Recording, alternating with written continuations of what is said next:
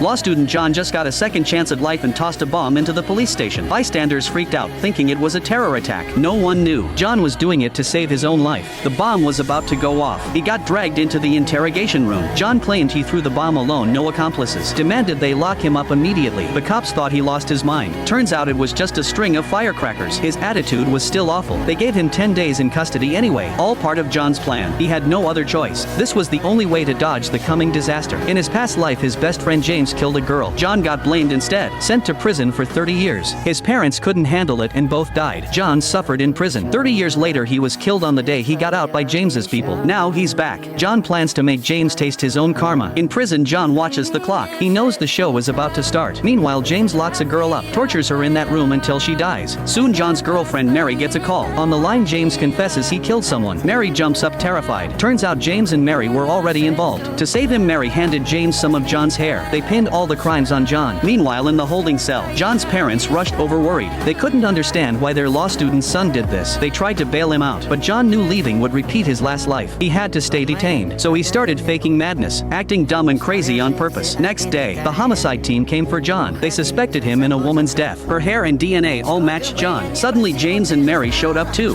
James claimed John had bad habits, even showed a video of John flirting with girls. John found it hilarious watching James act like that. He knew James would pull out chat logs next. Sure enough, under 2 minutes, James handed the logs to the cops. They showed John messaging about wanting to tie up the victim. Then Mary produced her own evidence. She said she was John's girlfriend. John had a secret account. She just found it on his computer last night, full of twisted content. His parents stared at the evidence. They asked if it was real. John didn't explain a thing. The real show hadn't started yet. His mom got so angry she nearly had a heart attack. Then he said he was innocent. Mary just laughed. Their evidence was enough to pin John as the killer. John saw their smiles and felt ecstatic inside. Suddenly, his law professor showed up. John was his pride and joy. He never expected John to be like this. John wanted to tell him he was framed, but the time wasn't right. Soon the cops said all evidence pointed to John as the killer. They were taking him back to the station for custody. By now, reporters had gathered at the station. They blocked everyone asking why a law student would break the law to hurt a girl. John didn't get a chance to speak. James spoke first. He said he felt sorry for the victim, even apologized on John's behalf in front of the media. Mary started crying, saying John made mistakes, but she would take care of his parents. Looking at John's parents, who avoided the cameras, Mary's plan was to shift the media's focus onto them. Reporters asked how it felt to raise a demon son. They hung their heads in shame. Then James said Professor Chen was John's teacher. He knew John best. The media immediately turned their attention to the professor. Some even whispered that a teacher who raises a student like this couldn't be innocent either. James told the cops he wanted a word with John. He leaned close to John, said it was all his doing. But now the blame's on you. Sit tight in prison for life. John stayed calm listening. His expression surprised James. John told him he'd soon see who really ends up in that prison.